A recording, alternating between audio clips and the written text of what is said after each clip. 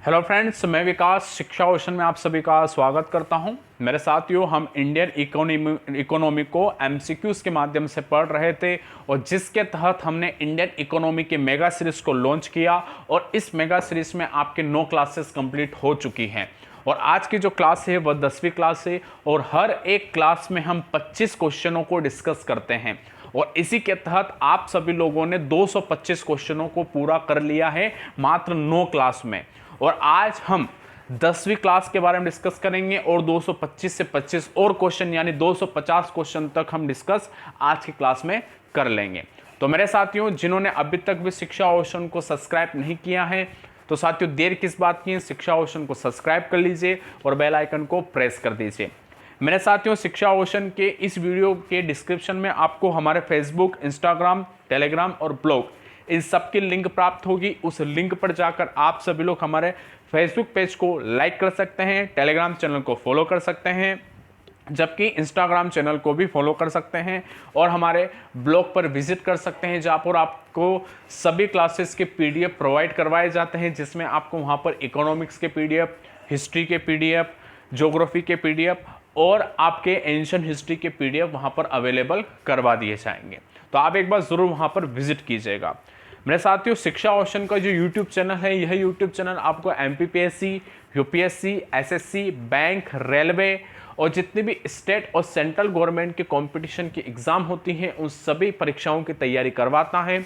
इसीलिए आप सभी लोगों को शिक्षा ओशन को सब्सक्राइब करना चाहिए और बेल आइकन को प्रेस करना चाहिए। साथियों, शिक्षा ओशन को ज़्यादा से ज़्यादा शेयर कीजिएगा ताकि अधिकांश मात्रा में लोग हमारे वीडियो का लाभ ले सके। तो साथियों, आज की क्लास शुरू करते हैं। क्लास शुरू करने से पहले आप सभी लोग आज की क्लास को लाइक कर दीजिए और शेयर कर दीजिए। अब आप देखेंगे आज की क्लास का पहला क्वेश्चन, आज के सेशन का पहला क्वेश्चन आपके सामने है। बहुत अच्छा प्रश्न है और जितने भी बच्चे ऑनलाइन बैठे हैं वो सभी बच्चे प्रश्न का उत्तर देने का प्रयास करेंगे। कल की क्लास में बहुत कम बच्चे ऑनलाइन आए थे। ये गलत बात है साथियों, आप लोगों को ऑनलाइन डेली आना है, डेली आपको क्लासेस लेनी है। कल बहुत अच्छे क्वेश्चन आप लोगों से छूट गए हैं। जिन लोगों ने कल की क्लास नहीं देखी है तो वो कल की क्लास देख ले और आज की क्लास में भी क्वेश्चन बहुत अच्छे हैं। आप सभी लोग उन प्रश्नों का उत्तर देने में सक्षम हैं और प्रयास भी करिएगा साथियों आप उनका प्रश्न का उत्तर देने में। आप नियमित रूप से क्लास में आया करिए साथियों, ठीक है। तो चले जाए, अब आप देखेंगे आज का पहला क्वेश्चन आप लोगों के सामने है। प्रश्न हमसे क्या कह रहा है कि निम्न में से कौन सा विटामिन ए का सबसे बड़ा स्रोत है। इनमें से कौन सा विटामिन ए का सबसे बड़ा स्रोत है। ऑप्शन है पपीता, आम, सूरजमुखी, सेब।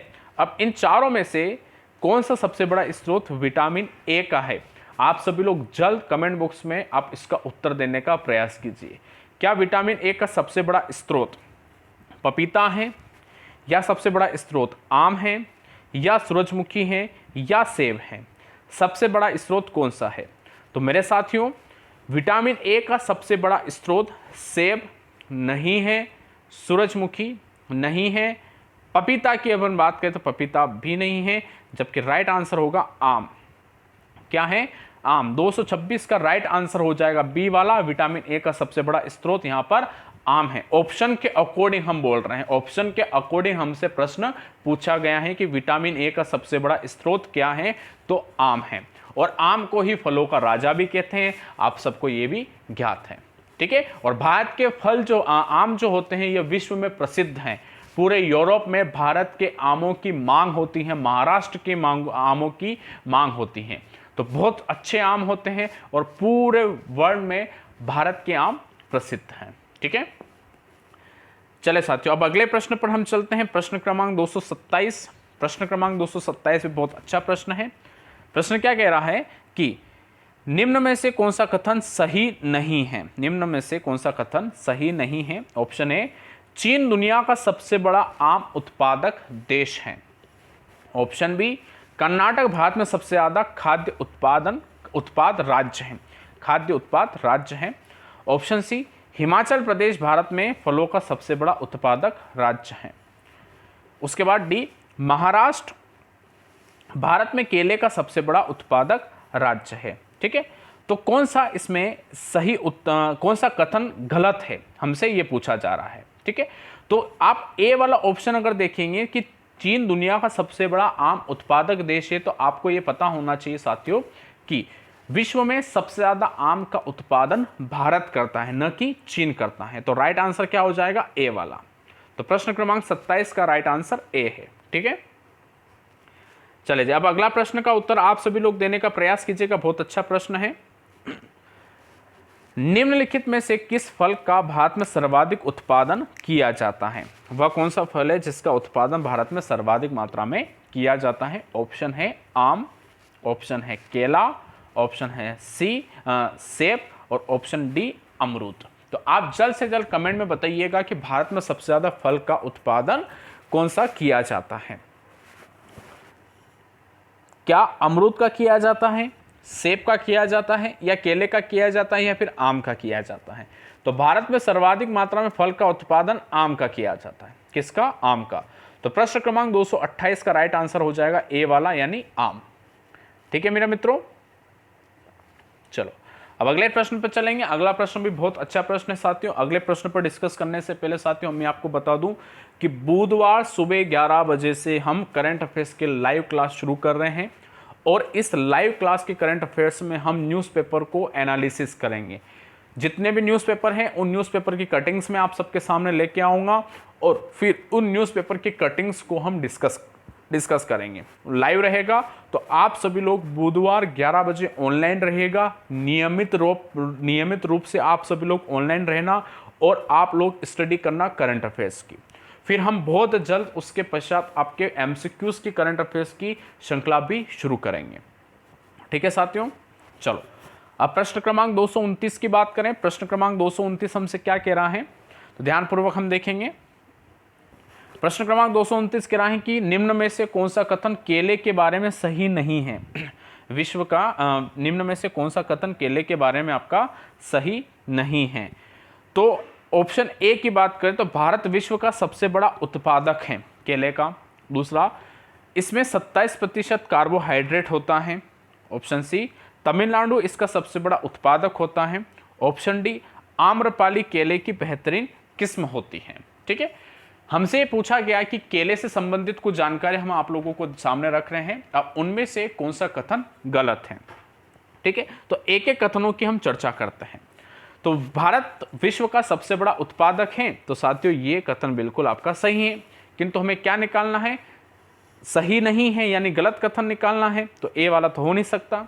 बी, इसमें 27% कार्बोहाइड्रेट होता है, तो बी वाला भी बिल्कुल सही है। इसमें 27% कार्बोहाइड्रेट होता है, जो कि इंस्टेंट एनर्जी का कार्य केला करता है। इसीलिए तो आपके जितने भी एथलीट होते हैं या फिर स्पोर्ट्स खिलाड़ी होते हैं, प्लेयर्स होते हैं, वे आपके स्पोर्ट्स गेम के समय वो केले का उपयोग करते हैं। केले की वजह से केलों में सर्वाधिक मात्रा में लगभग 27 कार्बोहाइड्रेट होता है, जो कि आपका इंस्टेंट एनर्जी का काम करता है। शरीर के अंदर जल्द से जल्द फुर्ती आती है। तो ये कथन बिल्कुल सही है। सी वाला, तमिलनाडु इसका सबसे बड़ा उत्पादक है, यह कथन भी बिल्कुल सही है। लेकिन डी वाला जो जिसमें कहा जा रहा है कि आम्रपाली केले की बेहतरीन किस्म है, आम्रपाली केले की बेहतरीन किस्म नहीं है, ये तो आम की किस्म है। ठीक है, किसकी है? आम की। तो स्वाभाविक सी बात है कि ऑप्शन डी इसका गलत होगा, और हमसे क्या पूछा था? सही नहीं है। ठीक है, तो डी वाला इसका राइट आंसर होगा। तो प्रश्न क्रमांक 229 का सही उत्तर क्या है? आपका डी वाला। ठीक है साथियों, चले जी अब चलेंगे अगले प्रश्न की तरफ। प्रश्न क्रमांक 230 बहुत अच्छा प्रश्न है आप लोगों के सामने साथियों। आप सभी लोग इसका प्रयास कीजिएगा प्रश्न का उत्तर देने में। भारत में सबसे बड़ा मसाला उत्पादक राज्य कौन है? खालिस्तान है। भारत में सबसे बड़ा मसाला उत्पादक राज्य कौन सा है? ऑप्शन है केरल, आंध्र प्रदेश, राजस्थान, कश्मीर।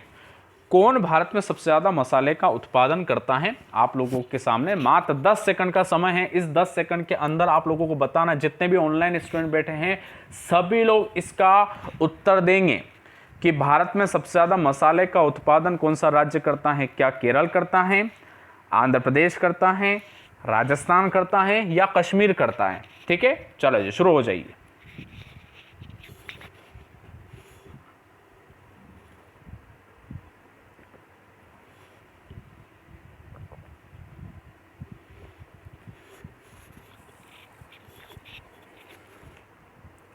तो मेरे साथियों, अगर बात कर रहे हैं हम भारत में सबसे बड़ा मसाला उत्पादक राज्य की, तो भारत में सबसे ज़्यादा मसाले का उत्पादन केरल नहीं करता है, कश्मीर तो बिल्कुल भी नहीं, राजस्थान भी नहीं, और राइट आंसर होगा आंध्र प्रदेश। जी हाँ साथियों, आंध्र प्रदेश, यहाँ पर इस खालिस्तान में आंध्र प्रदेश आएगा।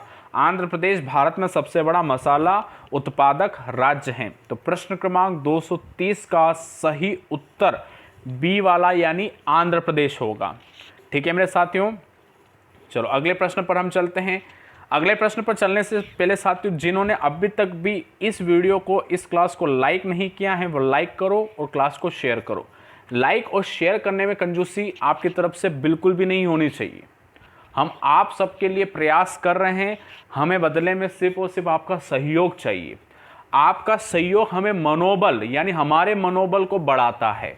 इसीलिए आप लाइक के रूप में, शेयर के रूप में आप हमारा मनोबल को बढ़ाओ, ताकि हम अच्छे वीडियो आप सबके सामने लेके आ पाए। ठीक है, क्वालिटी से भरे हुए वीडियो लेके आए। इसीलिए बिना देरी के क्लास को लाइक करो और शेयर कर दीजिए। चले मित्रों, अब अगले प्रश्न की हम चर्चा करते हैं। अगला प्रश्न भी बहुत अच्छा प्रश्न है।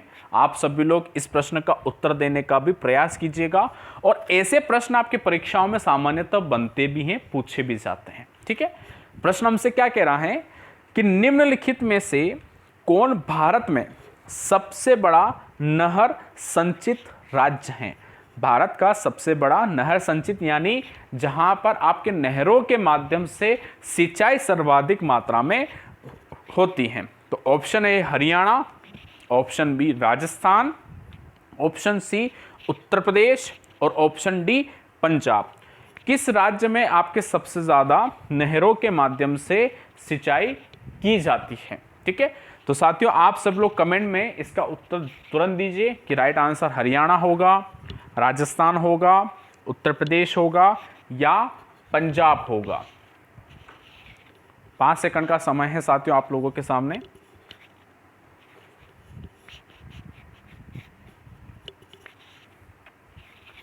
तो मेरे साथियों, इसका राइट आंसर, भारत में सबसे बड़ा नहर संचित राज्य हरियाणा नहीं है, राजस्थान नहीं है, पंजाब भी नहीं है। जी हाँ साथियों, उत्तर प्रदेश में सबसे ज़्यादा नहरों के माध्यम से सिंचाई होती है, क्योंकि उत्तर प्रदेश में गंगा नदी तथा गंगा नदी की सहायक नदियां हैं, और इन नदियों पर अनेक मात्राओं में नहरें निकाली गई हैं, और इन नहरों के माध्यम से उत्तर प्रदेश में सर्वाधिक मात्रा में नहरों के माध्यम से सिंचाई की जा रही है।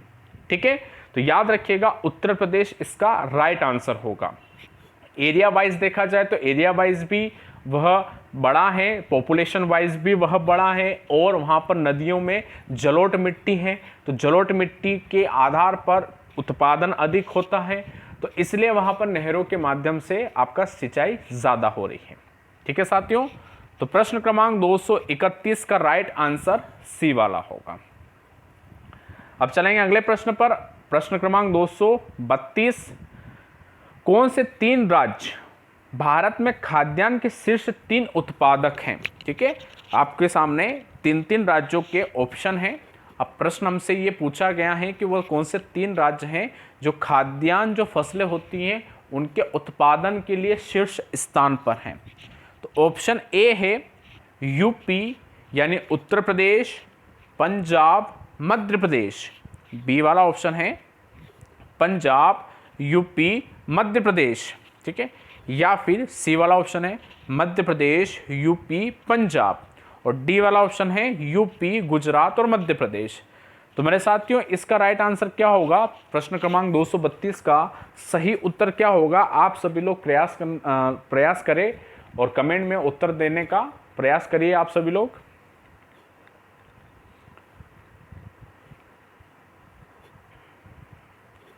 तो मेरे साथियों भारत में वो 3 राज्य जो आपके खाद्यान्न के लिए शीर्ष हैं, वे पहले नंबर पे आता है उत्तर प्रदेश, द्वितीय स्थान पर है पंजाब और तृतीय स्थान पर है मध्य प्रदेश, यानी ए वाला इसका राइट आंसर होगा। ठीक है, चलिए अब अगला प्रश्न भी बहुत अच्छा प्रश्न है। निम्नलिखित में से कौन भारत में सबसे बड़ा तालाब संचित राज्य है? ठीक है, वह कौन सा राज्य है जहां पर तालाब के माध्यम से सिंचाई सर्वाधिक मात्रा में होती है? तालाब संचित राज्य। ऑप्शन है तमिलनाडु, कर्नाटक, आंध्र प्रदेश या ओडिशा। और ऐसे प्रश्न टू द पॉइंट होते हैं और ऐसे प्रश्न आपके परीक्षाओं में सामान्यतः पूछे जाते हैं। ठीक है, तो भारत में सबसे बड़ा तालाब संचित राज्य कौन सा है? तो याद रखिएगा वह है आंध्र प्रदेश। कौन सा है? आंध्र प्रदेश। ठीक है मित्रों, आंध्र प्रदेश सबसे बड़ा तालाब संचित राज्य है, भारत का सबसे बड़ा। अब अगले प्रश्न पर हम चलेंगे साथियों। प्रश्न क्रमांक 234, बहुत अच्छा प्रश्न है। प्रश्न क्या पूछा जा रहा है कि भारत की पहली कृषि जनगणना कब हुई थी? प्रश्न हमसे क्या पूछा गया है कि भारत की पहली कृषि जनगणना कब हुई थी? तो ऑप्शन है 1880, ऑप्शन है 1890, 1921 या 1970। कब भारत में पहली कृषि जनगणना की गई थी? तो आप लोग याद रखेंगे साथियों कि 1970 में पहली बार आपके कृषि जनगणना हुई थी। कब हुई थी? 1970 में। ठीक है मित्रों, चलो अब अगले प्रश्न पर चलते हैं। अगला प्रश्न भी अच्छा प्रश्न है। निम्न में से कौन ISO POM स्कीम को कवर करता है? यानी कौन ISO POM स्कीम के अंतर्गत आता है? अब प्रश्न ये उठता है कि ISO POM क्या है, इसका पूरा नाम क्या है? तो मैं आपके सामने इसका फुल फॉर्म बताता हूं साथियों। ISO POM का पूरा नाम है integrated scheme of oil seeds, pulses, maize and oil palm. एक बार पुनः मैं आराम से बोलता हूं ताकि आपको समझ में आए, और अगर आप लिखने का प्रयास कर रहे हैं तो लिख लीजिए। Integrated scheme of oil seeds, pulses, maize and oil palm. ठीक है, ये इसका फुल फॉर्म है।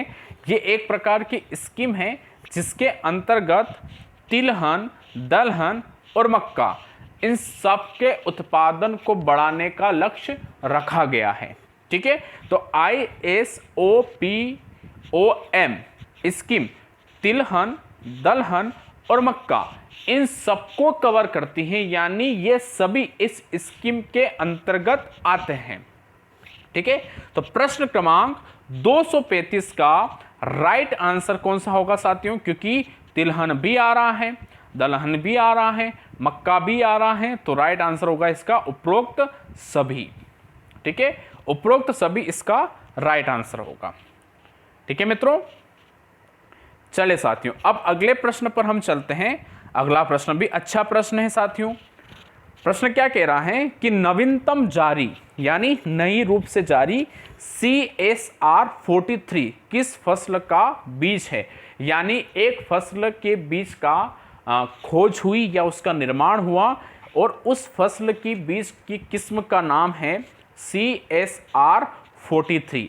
अब प्रश्न हमसे यही पूछा जा रहा है साथियों कि CSR 43 किस फसल की किस्म है?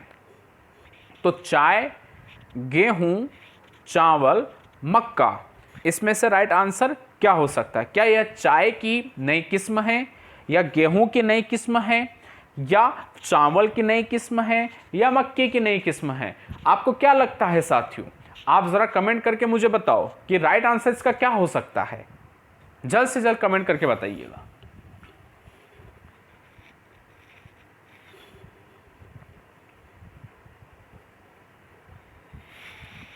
और एक बात और साथियों, आज रात 10 बजे मॉडर्न हिस्ट्री की क्लास लाइव रहेगी, और आज की इस क्लास में हम पढ़ेंगे कि उदारवादी युग की शुरुआत कैसे हुई, और उदारवादी युग के नेताओं ने किस प्रकार से हमारे राष्ट्रीय आंदोलन को आगे बढ़ाने का कार्य किया। ठीक है, बहुत अच्छी क्लास होगी। तो साथियों आप सभी लोग फिक्स 10 बजे ऑनलाइन आ जाना ताकि हम क्लास को समय पर शुरू कर सके। याद रहे, रात को 10 बजे ऑनलाइन क्लास रहेगी, लाइव क्लास रहेगी मॉडर्न हिस्ट्री की। ठीक है, तो मेरे साथियों CSR 43 की जो फसल की किस्म है, यह फसल की किस्म है चावल की। किसकी साथियों? चावल। चाय की नहीं है, गेहूं की नहीं है और मक्के की भी नहीं है, यह फसल है आपके चावल की। ठीक है मेरे साथियों, तो प्रश्न क्रमांक 236 का राइट आंसर चावल होगा। चले साथियों, अब अगले प्रश्न पर हम चलेंगे। प्रश्न क्रमांक 237 बहुत अच्छा प्रश्न है। निम्न में से कौन भारत में सिंचाई का एक मुख्य स्रोत है? ठीक है, नलकूप, नहर, टैंक, नदियां। आप सबको ज्ञात है कि साथियों भारत में नलकूप के माध्यम से भी सिंचाई होती है, नहर के माध्यम से भी सिंचाई होती है, टैंक के माध्यम से भी सिंचाई होती है और नदियों के माध्यम से भी सिंचाई होती है। लेकिन प्रश्न हमसे पूछा जा रहा है कि मुख्य सिंचाई का स्रोत क्या है? क्या मुख्य सिंचाई का स्रोत आपकी नदियां हैं, या आपका टैंक है, या नहर है, या नलकूप है? तो साथियों भारत में सबसे ज़्यादा सिंचाई का स्रोत नलकूप है। ठीक है, नलकूप के माध्यम से आपके सर्वाधिक मात्रा में भारत में सिंचाई की जाती है, कुएं के माध्यम से, ट्यूबवेल के माध्यम से, यानी कुल मिलाकर नलकूप के माध्यम से भारत में सबसे ज़्यादा सिंचाई हो रही है। तो सिंचाई का मुख्य स्रोत आपका नलकूप हो जाएगा।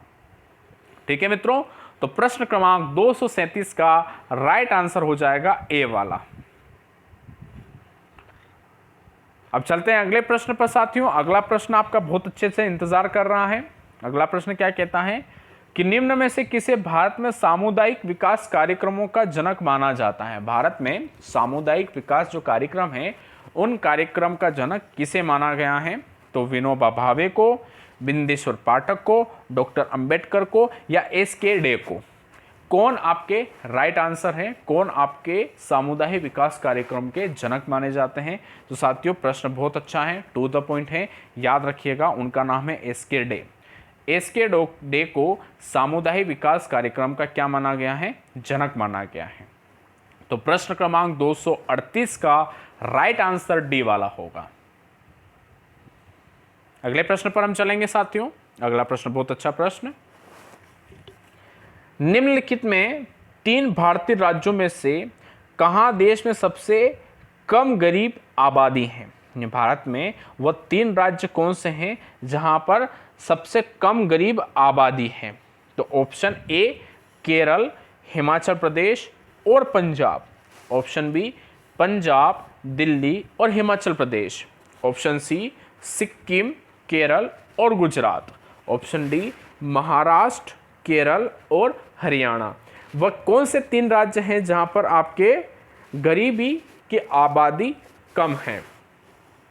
तो मेरे साथियों केरल, हिमाचल प्रदेश और पंजाब आपका ये राइट आंसर होगा। यहां पर गरीबों की संख्या कम है, गरीब आबादी कम है। ठीक है, तो याद रखना केरल, हिमाचल प्रदेश और पंजाब। चले जब अगले प्रश्न पर चलते हैं। प्रश्न क्रमांक 240। निम्नलिखित में से कौन दुनिया में खाद्यान्न का सबसे बड़ा उत्पादक है? निम्नलिखित में से कौन दुनिया में खाद्यान्न का सबसे बड़ा उत्पादक माना जाता है?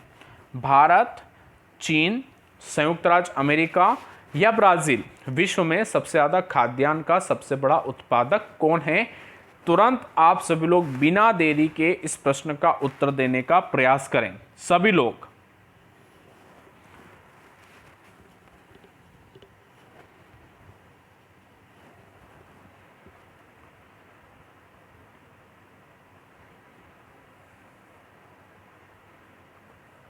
तो मेरे साथियों दुनिया में खाद्यान्न का सबसे बड़ा जो उत्पादक जो देश है वह भारत नहीं है। संयुक्त राज्य अमेरिका साथियों ये भी नहीं है। ब्राजील बिल्कुल भी नहीं।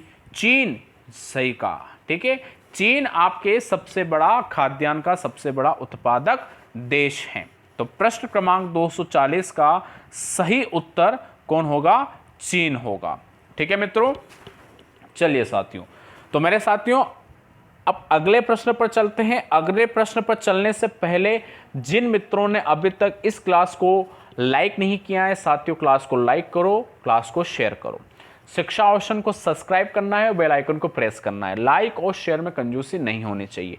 तो एक बार पुनः मैं आपको हमारे क्लासेस के बारे में बता दूं तो साथियों, बुधवार को सुबह 11 बजे करंट अफेयर्स की लाइव क्लास रहेगी जिसमें हम न्यूज़पेपर को एनालिसिस करेंगे। ठीक, इसके पश्चात शाम को सुबह 8 बजे हमारे प्राचीन भारत के इतिहास की क्लास चल रही है। आप ज़रा उस क्लास को भी लीजिए जहां पर प्राचीन भारत के इतिहास के महत्वपूर्ण एमसीक्यूज के बारे में चर्चा कर रहे हैं। सुबह 8 बजे सभी बच्चे वहां पर ऑनलाइन रहने चाहिए।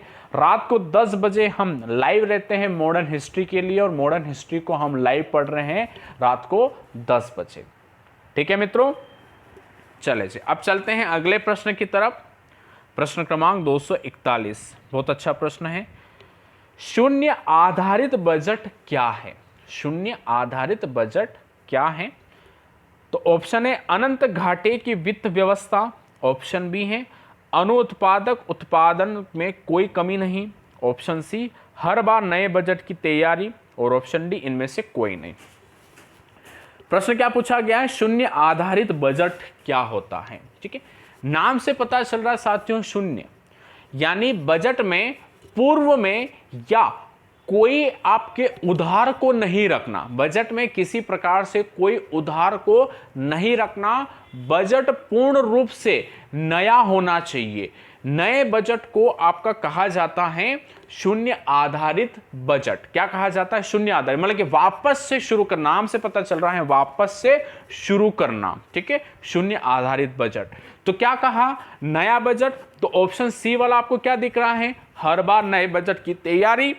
तो प्रश्न क्रमांक 241 का राइट आंसर होगा सी वाला, यानी हर बार नए बजट की तैयारी।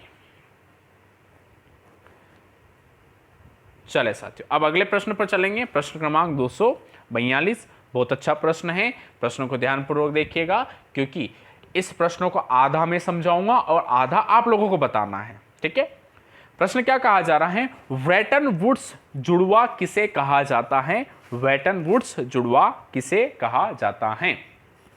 तो मेरे साथियों, आपको मैं बता देता हूं कि ब्रेटन वुड्स सम्मेलन हुआ था। ब्रेटन वुड्स कॉन्फ्रेंस उसका नाम है, और इसी ब्रेटन वुड्स कॉन्फ्रेंस के अकॉर्डिंग आपके कुछ अंतर्राष्ट्रीय संस्थाओं के गठन करने की बात कही गई थी। ठीक है, अंतर्राष्ट्रीय संस्थाएं हैं, उनके गठन करने की बात इस ब्रेटन वुड्स कॉन्फ्रेंस के तहत कही गई थी। तो आपको मुझे बताना है कि ब्रेटन वुड्स कॉन्फ्रेंस कौन से वर्ष हुई थी। ठीक है, आप सभी लोग कमेंट करके मुझे बताएंगे कि ब्रेटन वुड्स कॉन्फ्रेंस जो थी, यह कॉन्फ्रेंस कौन से वर्ष आयोजित की गई थी। ठीक है, तो मेरे साथियों, ब्रेटन वुड्स कॉन्फ्रेंस के अंतर्गत आपके कुछ अंतर्राष्ट्रीय संस्थाओं के गठन की बात की गई, जिसमें से एक IMF थी। ठीक है, और दूसरी थी विश्व bank.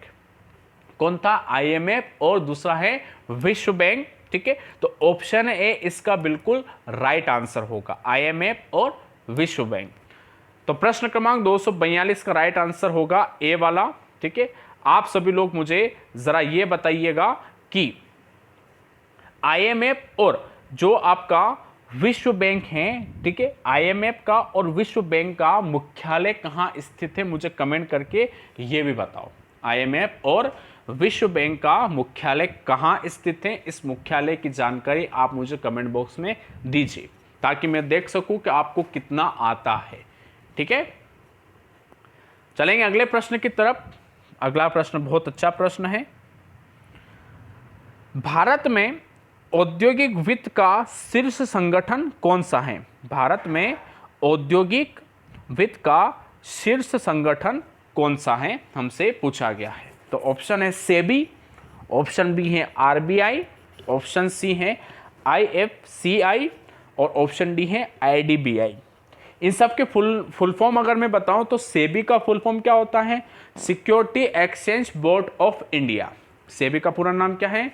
Security exchange board of India.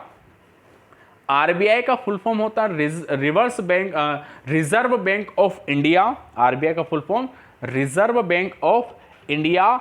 IFCI का फुल फॉर्म हो जाता है industrial finance corporation of India. IFCI industrial finance corporation of India. जबकि डी वाले का फुल फॉर्म होगा industry development bank of India. ठीक है, industry development bank of India. ठीक है, ये आपका डी वाले का यानी IDBI का फुल फॉर्म है। ठीक है, तो अब प्रश्न हमसे क्या पूछा जा रहा है कि भारत में औद्योगिक वित्त का शीर्ष संगठन कौन सा है, यानी वह संगठन कौन सा है जो सबसे ज्यादा उद्योगों को आपको धन देने का कार्य करता है। ठीक है, तो उद्योगों की बात कर रहे हैं तो सेबी आपका तो एक्सचेंज बोर्ड हो गया, तो ये तो हो नहीं सकता। RBI रिजर्व बैंक हो गया, तो ये तो आपका औद्योगिक वित्त देगा नहीं। अब बचे आपके ये दोनों, क्योंकि ये दोनों आपकी इंडस्ट्री से संबंधित हैं। अब प्रश्न उठता है कि इन दोनों में सबसे बड़ा वित्त पोषक कौन है, तो याद रखिएगा साथियों, वह है डी वाला यानी IDBI। IDBI बैंक आपके सबसे ज्यादा औद्योगिक वित्त प्रदान करता है। ठीक है मित्रों, तो प्रश्न क्रमांक 243 का राइट आंसर डी वाला होगा IDBI। ठीक है मित्रों, चलो अब अगले प्रश्न पर हम चलेंगे। अगला प्रश्न बहुत अच्छा प्रश्न है, प्रश्न क्रमांक 244। प्रश्न क्रमांक 244 क्या कह रहा है, ओपेक क्या है। प्रश्न आपके सामने क्या है साथियों, ओपेक क्या है। आप लोगों ने नाम सुना होगा ओपेक का, तो ओपेक ऑप्शन है तेल निर्यातक देशों का संगठन, बी वाला है तेल उत्पादक देशों का संगठन, ऑप्शन सी है संयुक्त राष्ट्र द्वारा शुरू किया गया कल्याणकारी कार्यक्रम, और डी है एक गरीब मापक पैरामीटर। ओपेक, अगर ओपेक की बात करें, ठीक है, तो ओपेक का फुल फॉर्म हम देखें, OPEC oil petroleum exporting countries. ठीक है, ऑयल पेट्रोलियम एक्सपोर्टिंग कंट्रीज मतलब कि ऐसे देशों का संगठन जो आपके ऑर्गेनाइजेशन जो आपके तेल का निर्यात करने का कार्य करते हैं। ये जो ओपेक होता है, ये ओपेक ऐसे देशों का संगठन होता है साथियों जो आपके पेट्रोलियम के जितनी भी पदार्थ होते हैं उन पेट्रोलियम के पदार्थ को निर्यात करता है। ठीक है, तो तेल निर्यातक देशों का संगठन, तेल उत्पादक देशों का संगठन, तो राइट आंसर हो जाएगा इसका तेल निर्यातक देशों का संगठन। और साथियों ये ओपेक ही आपका तेल का निर्धारण करता है, मूल्यों का निर्धारण करता है। जो आपके कच्चा तेल के जो दाम होते हैं जो प्रति बैरल के अंतर्गत आते हैं, उन प्रति बैरल के अंतर्गत कितना मूल्य होगा उस मूल्य को डिसाइड आपका कौन करता है, ओपेक करता है। ठीक है साथियों, तो ओपेक क्या है, तेल निर्यातक देशों का एक संगठन है। और प्रश्न क्रमांक 244 का राइट आंसर हो जाएगा ए वाला। ठीक है मित्रों, चले साथियों अब अगले प्रश्न पर चलते हैं। प्रश्न क्रमांक 245। प्रश्न क्रमांक 245 हमसे क्या कह रहा है कि निम्न में से कौन विश्व बैंक समूह के संस्थानों का हिस्सा नहीं है। यानी आपके सामने कुछ संस्थाएं हैं, ठीक है, उन संस्थाओं में से कौन सी संस्था आपका विश्व बैंक का समूह नहीं है। तो चलो एक एक को हम जानकारी लेते हैं। अगर हम ADB का फुल फॉर्म देखें तो ADB का फुल फॉर्म होता है एशियन डेवलपमेंट बैंक। ठीक है, एशियन डेवलपमेंट बैंक ADB का फुल फॉर्म है। IFC का फुल फॉर्म होता है international finance corporation, international finance corporation.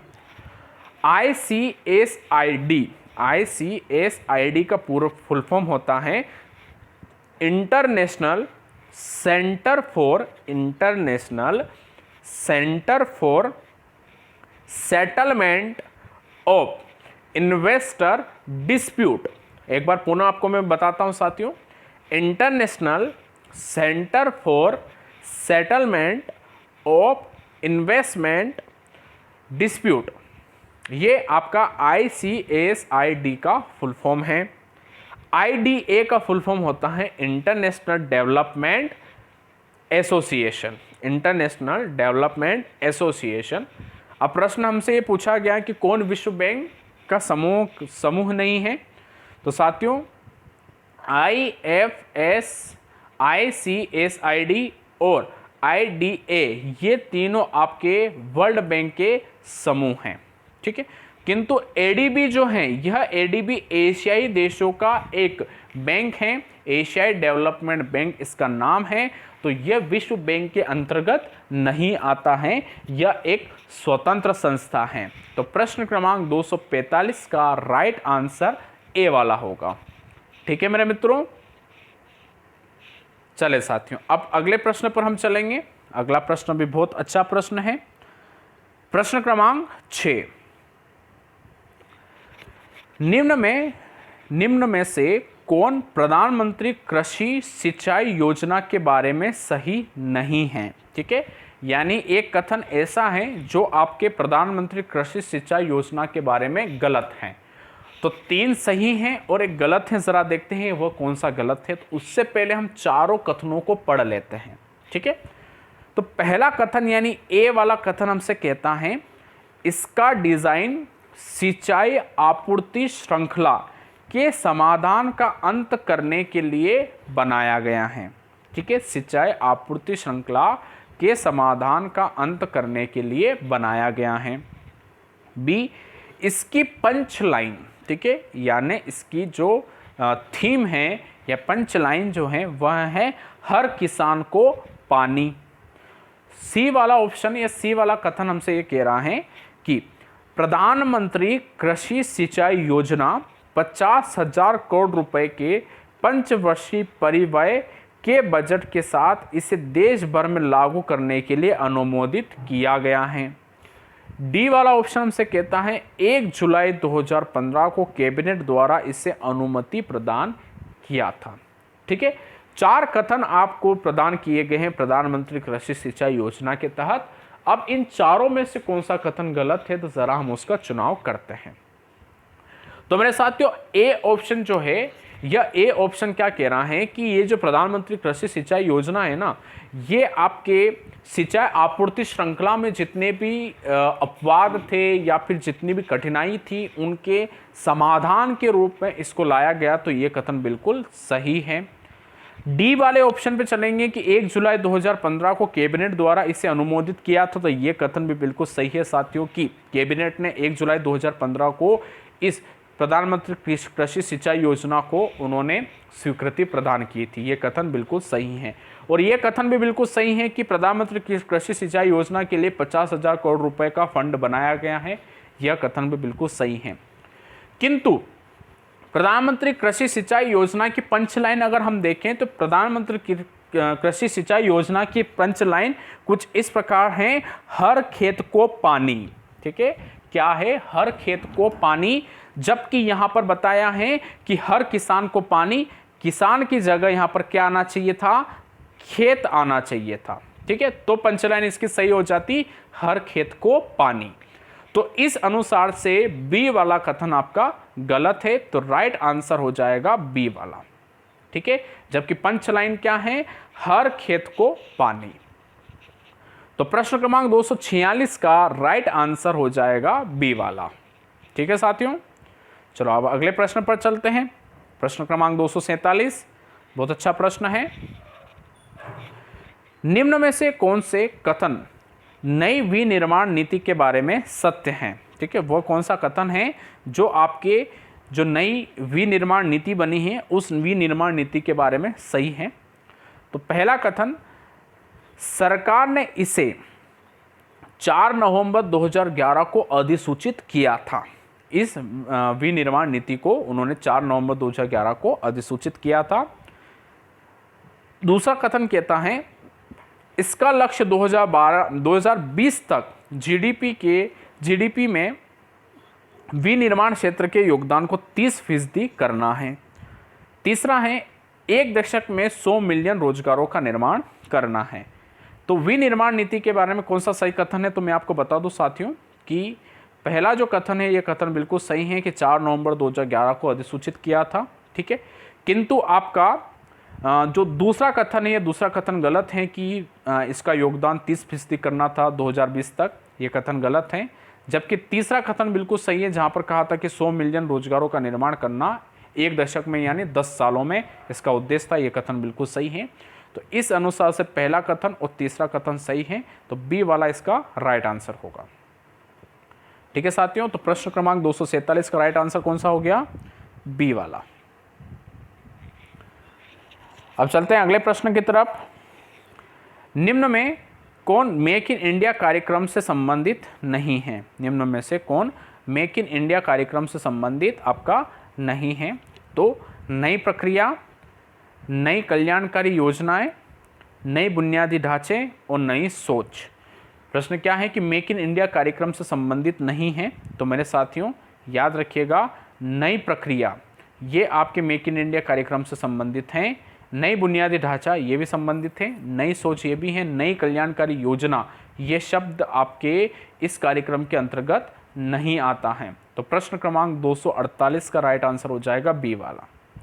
ठीक है साथियों, चलो अगले प्रश्न पर चलते हैं। प्रश्न क्रमांक 249, निम्नलिखित में से कौन मेक इन इंडिया कार्यक्रम के बारे में सही नहीं है? तो अब 4 कथन है, उन 4 कथन में से एक कथन गलत है, बाकी 3 कथन सही हैं। अब देखते हैं कि वह कौन सा कथन गलत है। तो सर्वप्रथम हम चारों कथनों को पढ़ लेते हैं। तो ए वाले कथन की बात करें तो इसकी शुरुआत 25 सितंबर 2015 में हुई थी। ठीक है, इसकी शुरुआत 25 सितंबर 2015 को हुई थी मेक इन इंडिया कार्यक्रम की। बी वाला, इसका मुख्य मकसद या मुख्य उद्देश्य भारत में उद्यमशीलता और विनिर्माण को बढ़ावा देना है। सी वाला कथन, इसका मकसद भारत में कारोबार की प्रक्रिया को आसान बनाना है।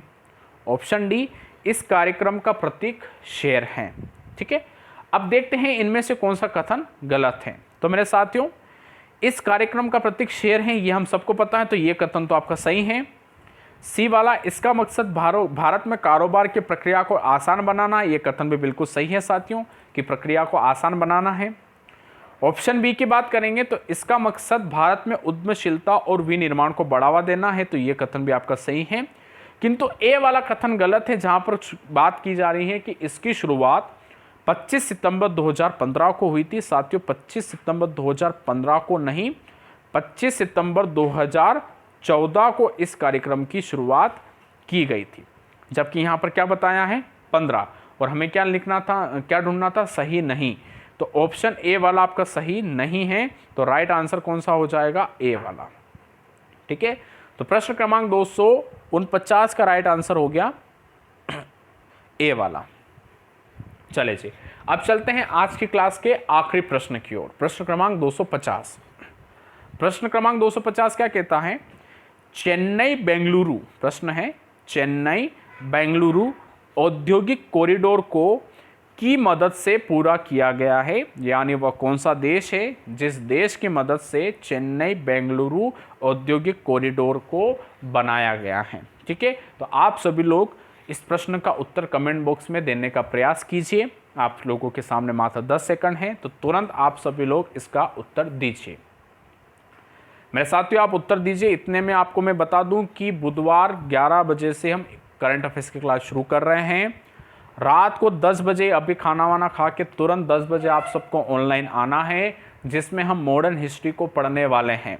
ठीक है, मॉडर्न हिस्ट्री में उदारवादी युग को हम पढ़ेंगे। बहुत अच्छी क्लास आज होने वाली है, तो ज़रूर आप क्लास 10 बजे ऑनलाइन आइएगा। तो अब चेन्नई बेंगलुरु औद्योगिक कॉरिडोर की बात करें तो इसको पूरा किया गया था साथियों जापान की मदद से। किसकी मदद से? जापान की मदद से इसको पूरा किया गया था। तो प्रश्न क्रमांक 250 का राइट आंसर हो जाएगा जापान। ठीक है मित्रों, चले तो इस प्रकार से आप सभी लोगों ने 25 और प्रश्नों को पढ़कर इस मेगा सीरीज को पहुंचा दिया है 250 प्रश्नों तक। तो मेरे साथियों, अगर आप सभी को यह वीडियो पसंद आया हो तो वीडियो को लाइक ज़रूर कीजिएगा और वीडियो को शेयर कीजिएगा। जिन साथियों ने अभी तक शिक्षा ओशन को सब्सक्राइब नहीं किया है तो साथियों शिक्षा ओशन को सब्सक्राइब कीजिए और बेल आइकन को प्रेस कीजिए। तो मेरे साथियों अब मुलाकात करते हैं रात को 10 बजे लाइव। इतने में आप सभी का बहुत बहुत धन्यवाद। आप सभी लोग 10 बजे लाइव आ जाइएगा, टाइम पर आइएगा। मैं आप सभी का इंतज़ार करूंगा ताकि हम जल्द से जल्द क्लास को शुरू कर सकें। ठीक है साथियों, तो चले जी, आप सभी का बहुत बहुत धन्यवाद।